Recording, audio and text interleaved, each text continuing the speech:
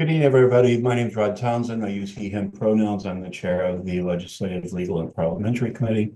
I've just put in the chat a link to our existing bylaws so that you can use those as a handy reference as we discuss things tonight. We did have a previous meeting where we discussed some of our key focuses. We came up with 10 topics of interest in that meeting. I'm not going to list all 10 of them. Truth be told, I'm not the world's best note taker, and I did not have a transcript of that meeting. But what we did discuss at one of the things that we did accomplish is talk about limiting the number of standing committees so that future boards are not harnessed to the list that is in the bylaws. We are going to shorten that list and put suggestions, but not spell out that we're not going to mandate committees so that there's more flexibility for future chairs and committee members. Other topics that were of interest to the group and for which we were going to focus this time. We were going to make changes regarding the term limits that we have for charter revision, talk about spelling out quorum and what that actually means, and straighten out election procedures, as well as what it does, what it means for these definition of majorities for actions and making that consistent throughout the bylaws. Just from in general, was everybody at the last meeting, or do we have new faces in this group? And I'm sorry, I don't know who was at the last These meeting. individuals were here the last time. I think I'm the only one I'm not 100% sure about was Elizabeth. I think she came late. Okay. Liz, you're muted.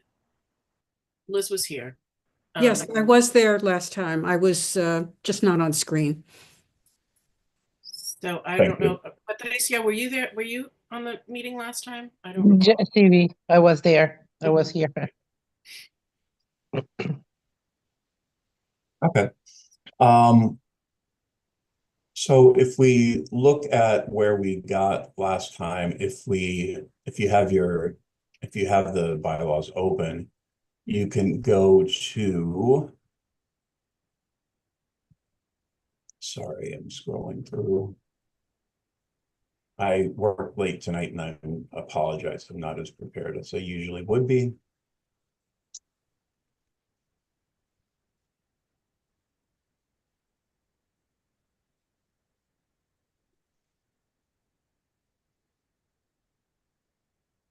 Article 10, which is committees of the community board, section 2.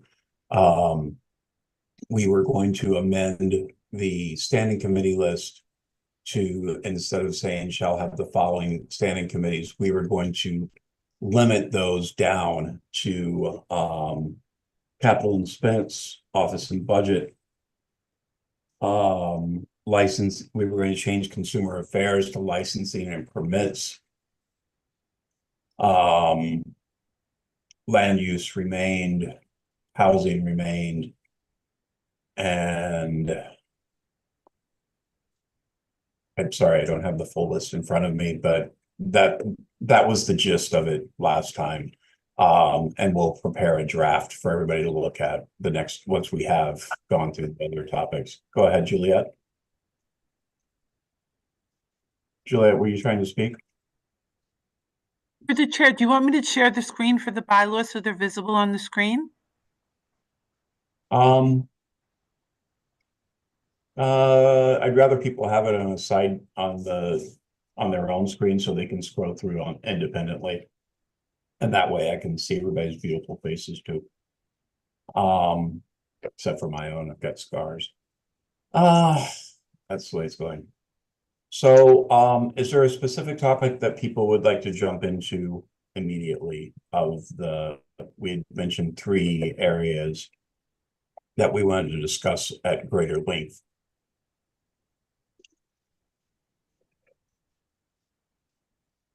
Okay, I mean, I'm just wondering for the elections, in case there's a runoff, just really figuring out, does that okay. then, do you, because there's two options, right? So, and I think it Yeah. wasn't 100% clear. So Yeah. just to be clear about that, is it that you continue voting that same evening, a certain number of times, Let, to see if a let me different find, outcome comes, or do you wait until the next full board meeting? So it would be good to kind of, um, I'm finding that section of the bylaws so we Yeah. can all get on that.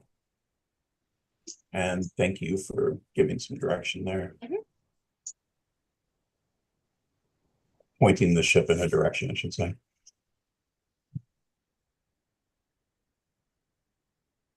So we're going to look at Article 6, nominations and elections of board officers. So I'm going to go through the parts of that and we'll just make sure that everybody's clear and what's clear and what's not. Number 1, board officers shall be elected at the first duly constituted full board meeting in January of each calendar year, and such election shall be open to the public. No problems there.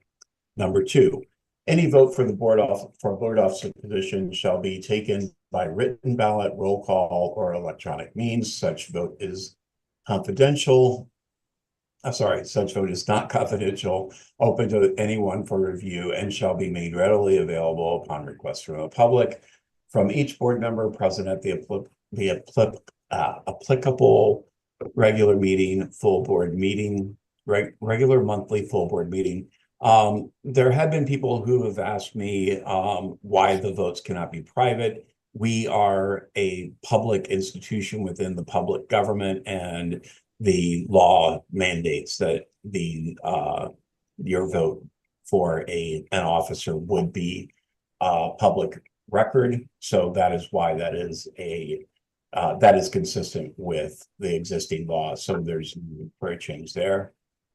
Number 3, a nomination for a board officer shall be done 1 day prior to the date of the election at the regular monthly full board meeting in writing by mail or electronically by email. However, a nomination may be made from the floor by any board member at said meeting. I think that's clear. I don't think there's any ambiguity there. Number 4, every board member attending said meeting in person or remotely in the event of a remote meeting shall be entitled to 1 vote for each board officer position. I think we need to strike the remote section of that unless, Lawrence, I see your hand up. I want to finish what I'm saying here. Okay. Since we're not allowed to vote in remote meetings, it makes it a little bit difficult.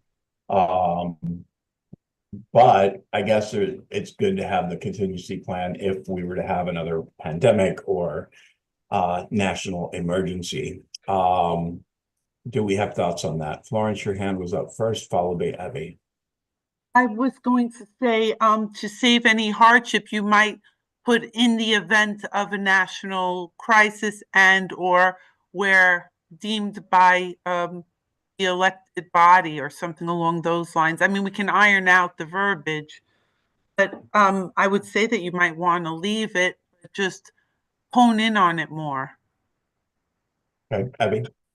Yeah, we don't have the ability to suspend open meetings law, but we should say if open meetings law is suspended, Okay. that's when we'd be able to do it, not just when there's a national emergency. You'd have to actually suspend open meetings law. So, and the Okay. governor does that. So I would, So just basically if allowed by law.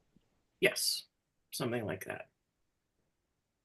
I would also say that, and this is something that Rod, maybe, you can look into. I looked into it a little bit, but whether or not we'd want to consider hybrid meetings, it is possible. I'm not super keen on it, but I think some other boards have tried it. I might have mentioned this before. You have to have very specific reasons for you to participate remotely, but if you have quorum in person, you could participate someone could participate remotely if there's like an extenuating circumstance. So I don't know if we're ready to kind of talk. I'd like to reach out to a couple boards that have been doing that just to see how that's gone, so that it say could be an option if there's, you know, we And need I to maybe believe there's have a a lot of hybrid meeting sometime. You know, there could be I think something there is where, a strong degree of interest in hybrid meetings, so if you would research that for us. Yeah. And propose it as something we could add to not really this section, but in the meeting sections of the bylaws, that would be great. we'll do. Let's see. Number 5, the board shall record each board member's vote for a board officer position, and the district manager shall make the board's voting record available to the public as permitted by the open meetings law. Instead of OML, I would like to spell out open meetings law. Sorry.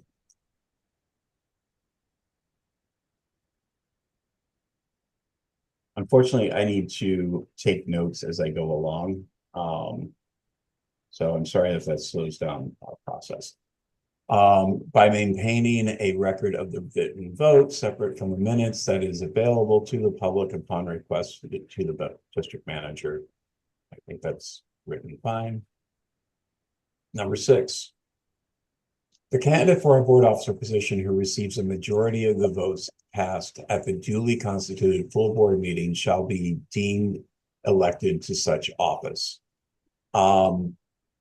Because some people don't know what a majority is, which is, for those who don't know, is 50% plus 1. That is the definition of a majority. So if there are 3 candidates running, one candidate gets 13 votes, one candidate gets 12 votes, and one candidate gets 1 vote, then no one has won because no one has achieved over 50% plus 1. It does not mean the most. Is there an interest in defining the meaning of majority in this section?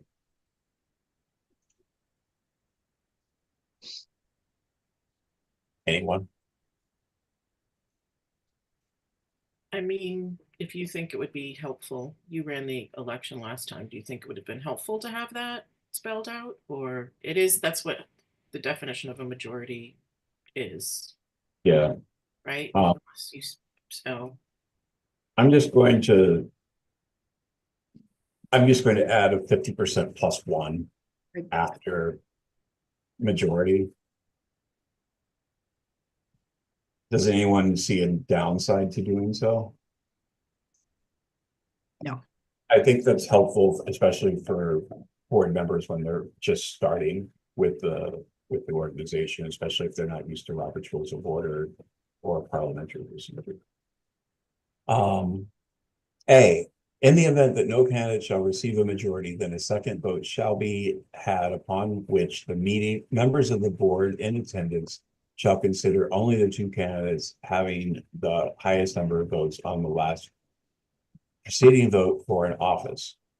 This is where we had a conflict in our last vote. And this is where I believe we want to amend our terms to, in the event that no candidate shall receive a majority, then a second vote shall be had at that meeting or at said meeting. Okay. I think that is clear enough to clean it up.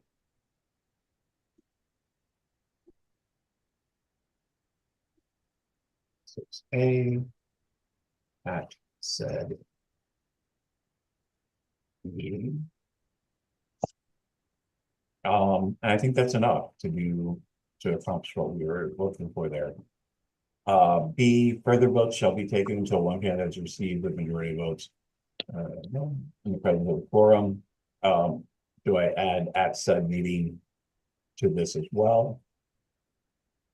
Thoughts? I think it's, but maybe it's like how many times, right? So is there like a limit on how many times before then you say the next meeting? That's something that we would figure out in the bylaws, or we just keep doing it that same evening. You just keep going until you have 50%. Okay. I mean, Then we should spell that out. We keep Okay. going at that said meeting until Got it. I wouldn't leave any ambiguity. C, to the extent that further voting for a board office position results in a tie vote, then the board shall reconvene such voting for the remaining candidates at the next scheduled full board meeting and answered the issue that we were just bringing up. So to the extent such further voting, this doesn't really define when do you make that decision? When do you throw your hands up and say, we're going to do this the next meeting? Do we want to define after 5 votes? What are your thoughts on that?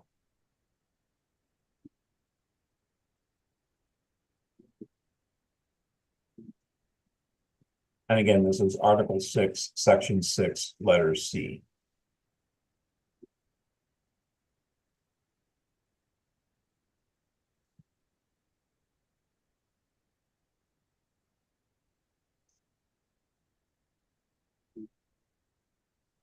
I don't know.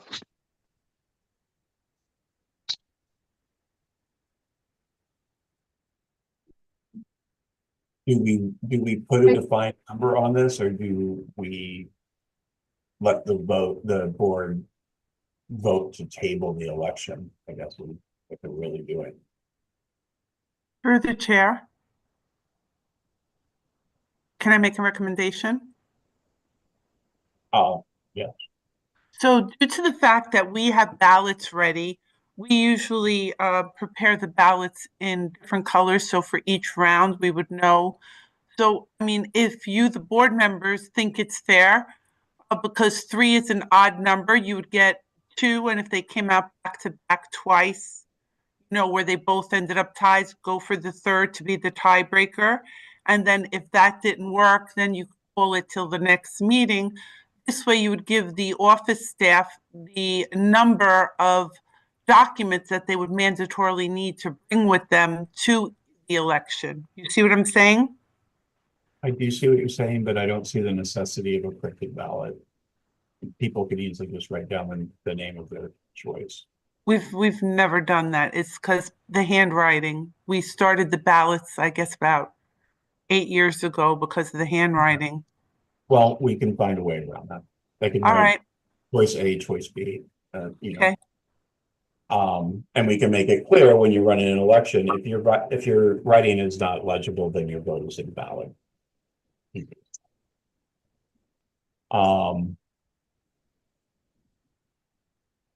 Okay, so there doesn't seem to be anybody saying after 5 votes or such. So I'm going to let that be the discretion of the person running the election. Liz, was your hand coming up, or was that No. just? No. I saw it. Okay.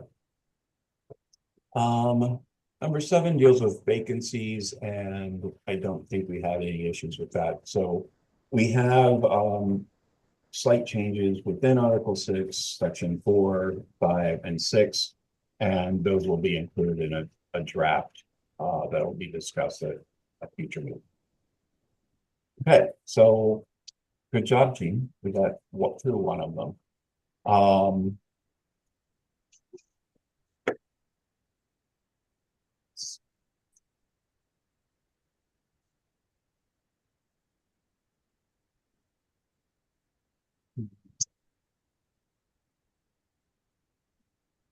So Abby, we were talking about the changes to make for charter revision regarding terms.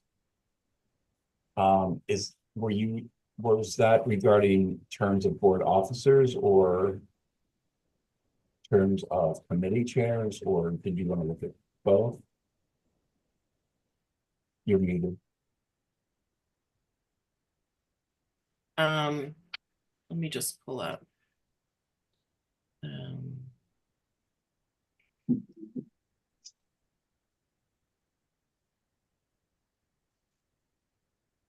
I think in particular, it's Article 7, Section 3. Mhm. Yes, I was also just I've noticed on some other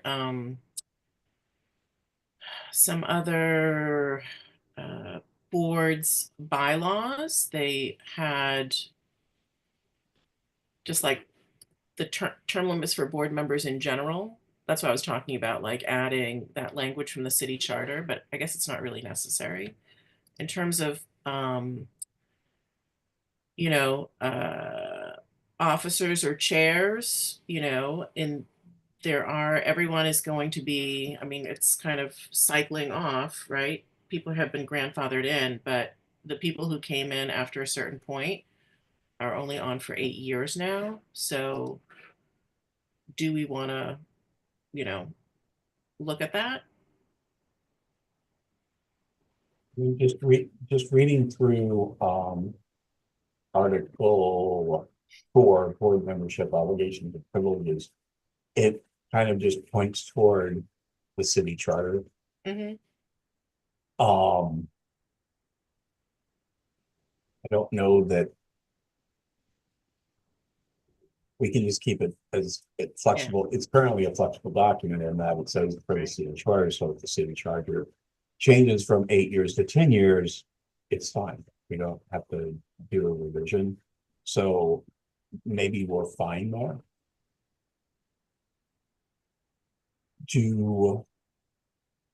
And then for term limits for board officers, no board officer, including not limited to the board's chair, shall serve more than 3 consecutive 2-year terms. That's 6 of the 8 years that they're allowed to be on it. Are we fine with that number?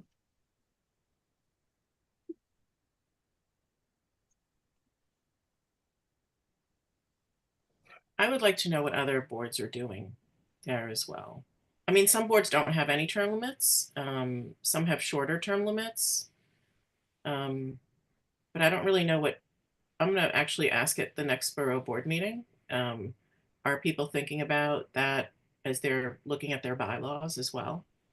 Okay. But I would think that, you know, you don't want them too short, but you also don't want them too long, given the fact that now it's an 8-year period. So Yeah, I personally am not a fan of term limits ever, including for ourselves, but here we are. But sure, so we can revisit that. Yeah. Is what you're suggesting. Does anyone else have thoughts on this?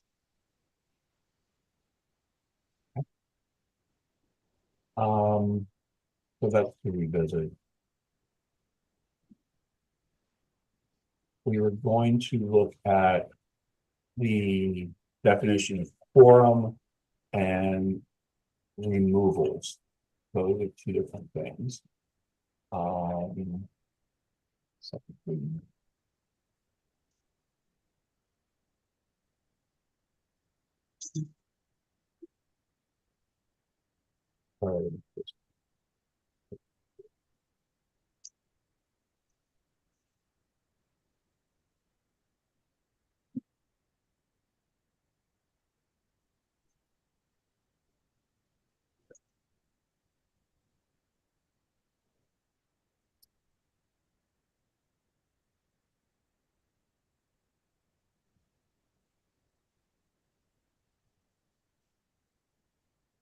Are we still working on quorum then?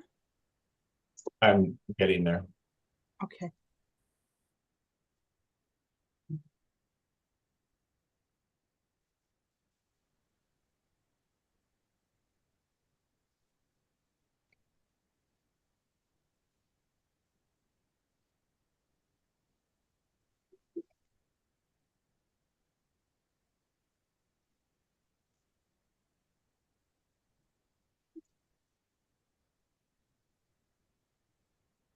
I'm looking for the section of the bylaws that defines quorum for the purposes of the file.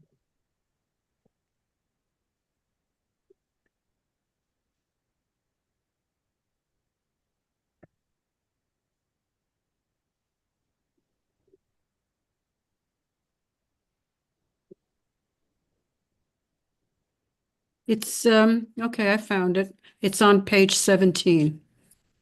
That's correct. I got there at the same time. Great minds, right? Or not so great sometimes too.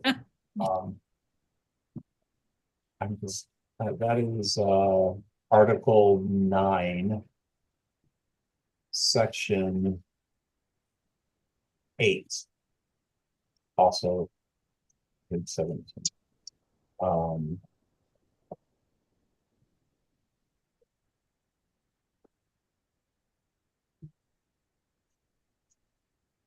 um, so I'm looking for now.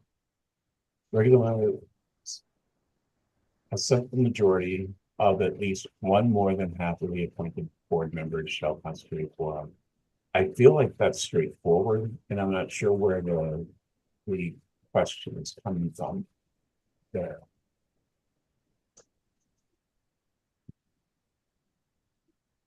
About quorum? I don't know. Was there, I think it had to do with, I don't know if there was a question about quorum.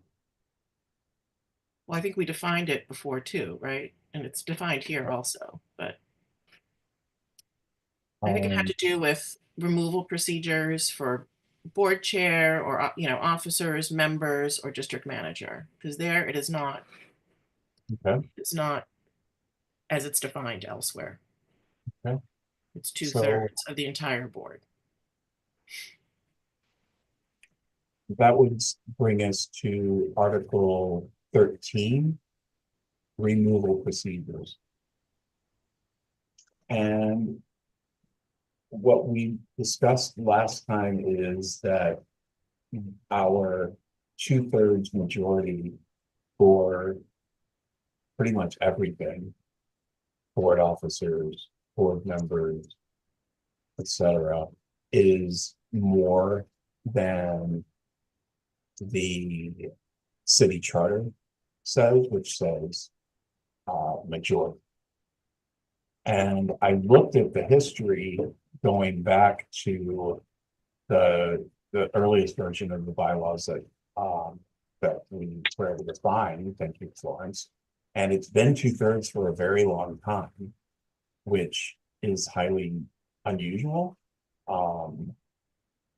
So I'm not, none of us were on the board. I mean, to my knowledge, none of us were on the board in 1995. And if you were, then thank you for your service. But I'm just going to start with, so I'm on Article 9, removal procedures, which is page 24. And start with number 1, removal of board officers. Any board officer may be removed from office for a cause in the following manner. A motion to institute removal proceedings for a cause can be made at any monthly meeting of the board. Approval of such motion shall be made by 2/3 majority vote of the entire appointed board members present during a regular monthly full board meeting. Bit of a mouthful.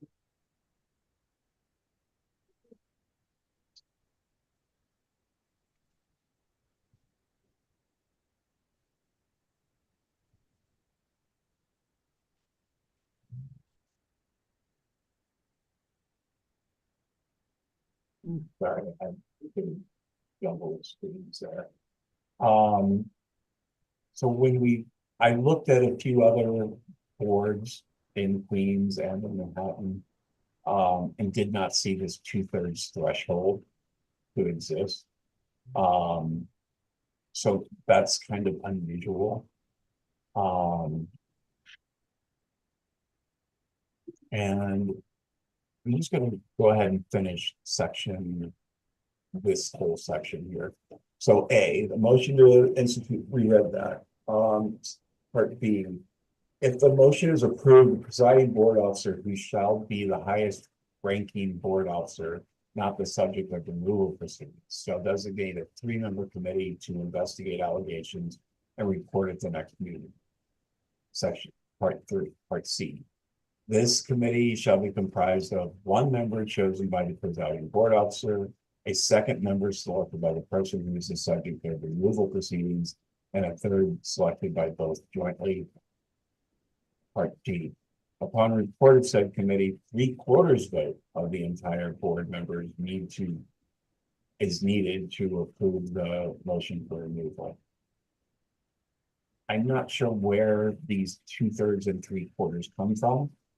Historically, they were part of the bylaws going back to 1995, but comparing it to what we see in other boards, they are, and the city charter, they are unusual. Does anyone have an opinion on these 2/3 and 3/4? So may I ask a question? What do these 2/3 and 3/4 translate to with respect to our membership? What do, As in how many?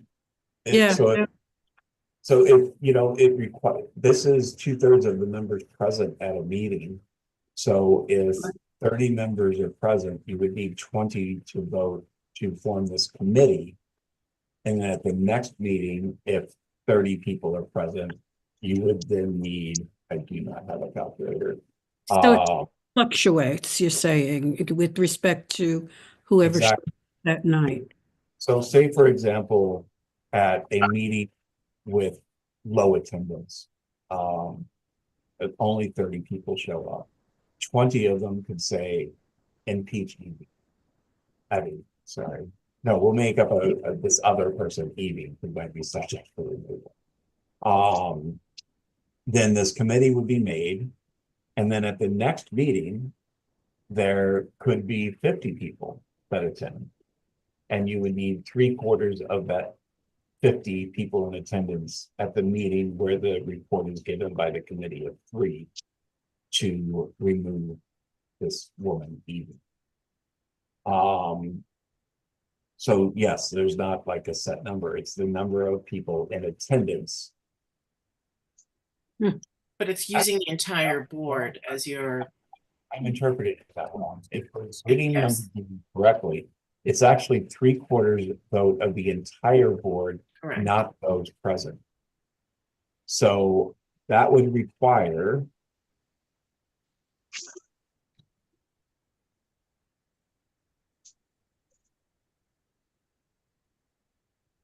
That would require 37.5, Mhm. which would actually be 38 votes, and it would require.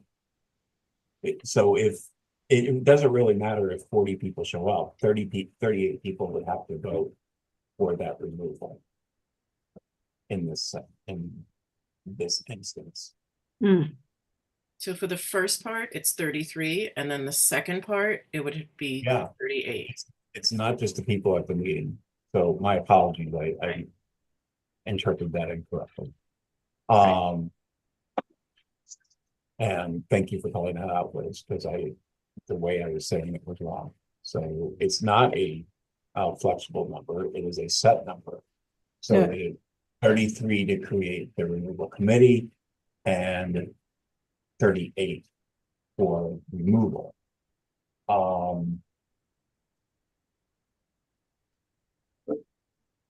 I think the number for creating a committee to explore what the issues are doesn't have to be that high. And I find it unusual that it's of all board members, not just of those present. Just looking through some tabs at the other bylaws I was looking at, and Such motion shall be made by 2/3 of majority vote in the entire report. Yeah, it's very high for any, it's a very high threshold, which you don't want, For an exploratory situation, but, okay. And I'm not sure about, well, I suppose that the vote for removal would be something that's, brought up at you're saying the following meeting. And so there's knowledge that it's on the agenda? Or is that's a closed session, correct? Also? We don't know. I don't know. I mean, you could do executive session, but any vote has to be it's public. Any vote is public.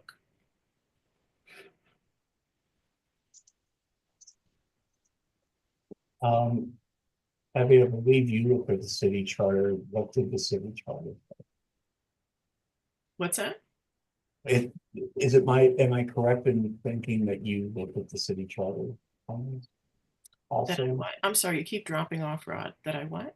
sorry, it's my understanding that you also looked at city charter. Do you remember what?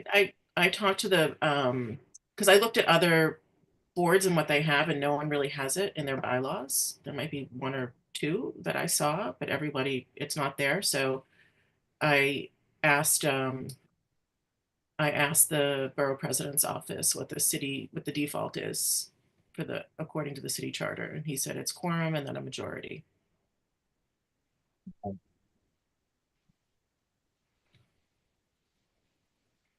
Sorry, I'm reading.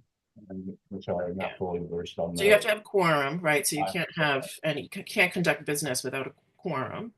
If you Yeah, have quorum, then it's a majority. So half of who's there plus one.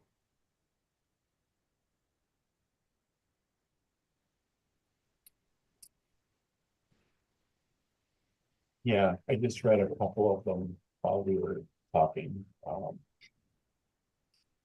And yeah, it's kind of unusual, these thresholds.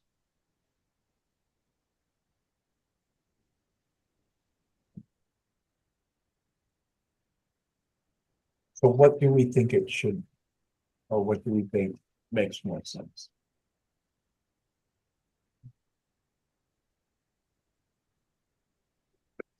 I think, you can entertain the thought of being consistent with other situations where it's majority, simple majority.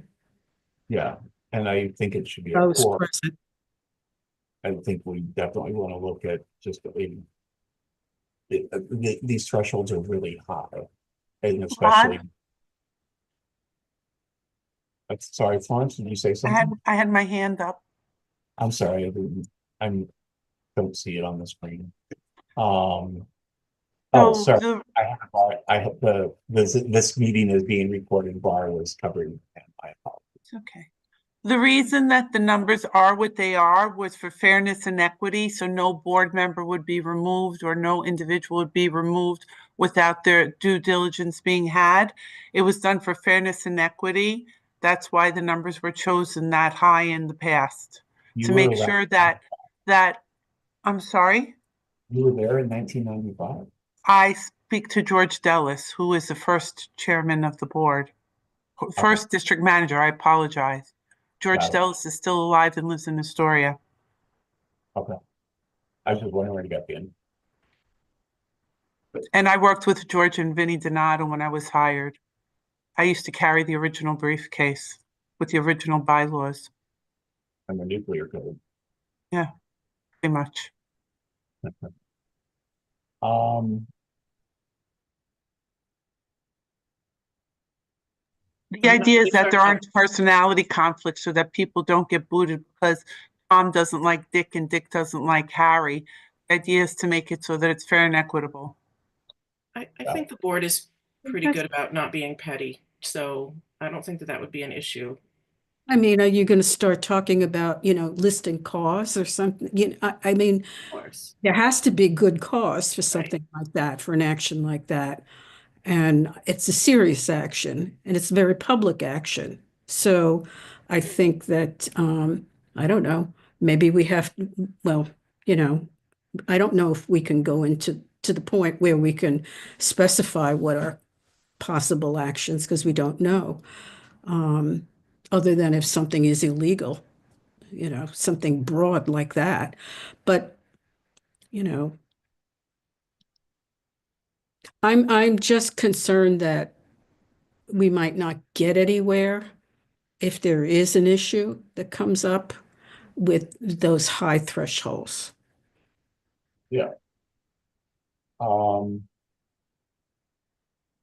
Because you could also have a recalcitrant second vice chair. I don't know who the second vice chair is, and please don't think I'm pointing at any particular individual, but they may have a collection of 13 people that are loyal to them, and it, that's a really, really high number, 38 out of 50, and sort of outside the norm.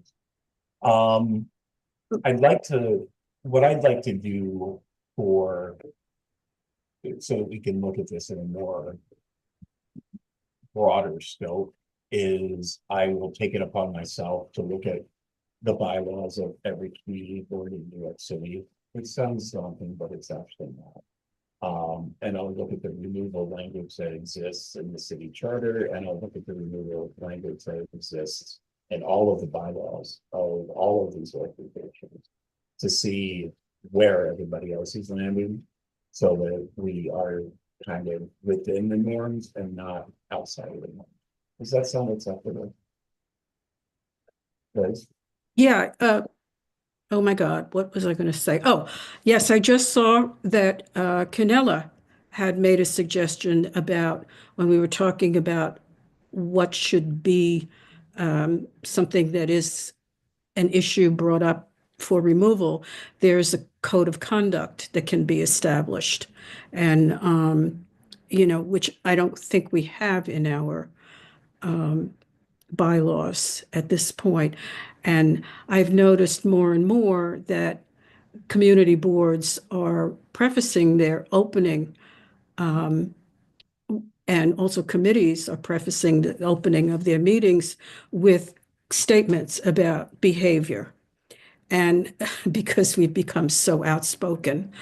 So I don't know, maybe, Canella's suggestion is one that we should explore, about a code of conduct included in this, or a separate document.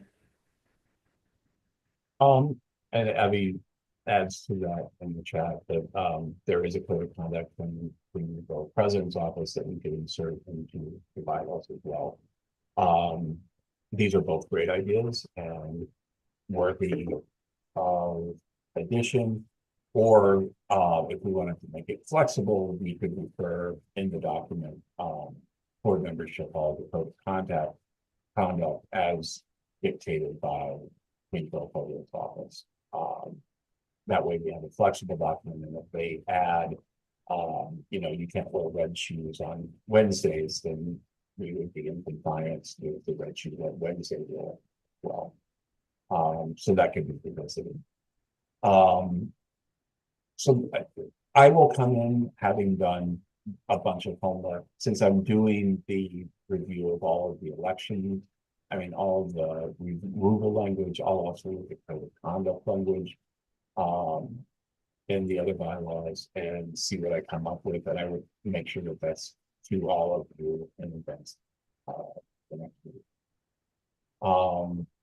Those were the three areas that we were gonna target for this discussion. A little bit less lively than the last time when we met, but we're getting into nitty gritty now, and sometimes that can be a little bit boring. But as it's approaching the half-hour mark, I want to make sure that we limit our discussion to 1 hour, so that people can go on. Is there anything else that, so we had that list of topics that we were going to hit the last time. Is there anything in particular that this group would like to make sure that we discuss at our next gathering?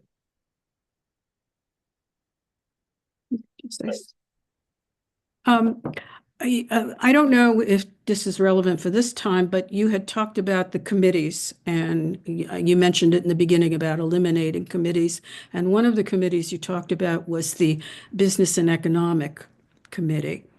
And I just wanted to bring, for discussion purposes in the future, perhaps, I've just we're going to have a presentation of a new study that the Department of City Planning is doing, which is being done also with the, what is it, EDC. So it's, and also I think the value of an economic committee, it could be valuable because they could be a liaison between the Long Island City Partnership, and of which is now in our district in Dutch Kills. And, we have 4 industrial business zones. I think there's an opportunity we would miss by not having that liaison between a specific committee for industry and business. I think that remains, it was consumer affairs that we were changing to licenses and permits. But there's a business and industrial committee, I think. Business and economic development. I used to chair it. That's the reason I think. Yes, years ago, yes. Back when everybody was young. Florence, I see your hand up. Per the bylaws of the Long Island City Partnership, the district managers of both communities which they sit in are on the Long Island City Partnership. So if any committee ever had any questions or needed anything going through the board office, that could be taken care of. It Yeah, but actually we- doesn't specify the district manager, the bylaws of the Long Island City Partnership. It says Community Board 1. Well, I think that it's beneficial to the board to have a direct connection, a direct line, not going around the district manager. I don't support that. But just as city planning comes in and talks to us and lets us know what's going on, if we have an active relationship with the Long Island City Partnership and EDC and DCP with this study, we can get a lot more attention into the southern part of the district where that's needed. There's a lot of attention paid to Brooklyn and not Queens, unless it's in Long Island City or 2. So I think, that's my opinion in terms, with working with city agencies. I think it's a valuable connection that we should have. And they should be coming to us and giving us updates on what they're doing. No, I agree. There's- And I don't see, I honestly don't have the list of what committees we decided were, these are the ones to keep. I don't have that note with me, unfortunately, and I apologize for that. But I don't think that committee was one we were talking about getting rid of. Okay. It was the renaming of consumer affairs to permits and licenses is what I was trying to reference earlier. If I misspoke, I apologize. Florence, is that a new hand or an old hand? So isn't it just modifying the list and then other committees will exist? So let's say you put 6 suggested committees. Let's say you have land use, parks, Department of Transportation, health, housing, and business. Let's say those are on. But I understood the way you stated it, it would leave it open for the future chair to go ahead and have 4 other committees if they deemed fit. But these would be the stable committees. Whatever is on your list for the bylaws would be the stable committees. And then the option to have other committees utilized by any chair at any time would still be there. So even though, let's say, business wasn't on the list, am I correct in understanding there could still be in perpetuity a business committee? Yeah, that's the gist of it. Because, I'm just trying to get the bylaws to reflect the reality. The bylaws mandate that we have an airport committee. We don't have an airport committee that is folded into others. So that's the whole. Abby, your hand? Yeah, we had talked about having like the ones that are absolute necessity, but then also listing the other possible ones as well. Yeah. So they would And still be listed. It's just kind of like, should the need arise. I mean, it does also say the board chair can rearrange committees or create new committees as well, but I Yeah. think, now it says we have to have all these things, but it was really just listing the ones that we definitely have to have, and then other ones that we may have as well. No problem. Okay, and was there anything that we wanted to direct focus on at our next gathering? Or do we think we've got enough I think we've got enough for you. Okay. Since it's an informal setting, I'm ready to conclude if anybody else would like to adjourn. I would entertain such motion. Anyone? Motion? Thank you, China. You're welcome. Any objections to that? Okay, thank you, everyone. And my apologies, I've been under the weather, so I'm a little bit lower energy than usual. I will be better prepared for our meeting, and I look forward to seeing you all then. Thank you. Thanks, Rod. Thank you, Rod. Thanks, everybody. Have a good night, everyone. Thank you. Good night, all. Bye-bye, thank you. Bye.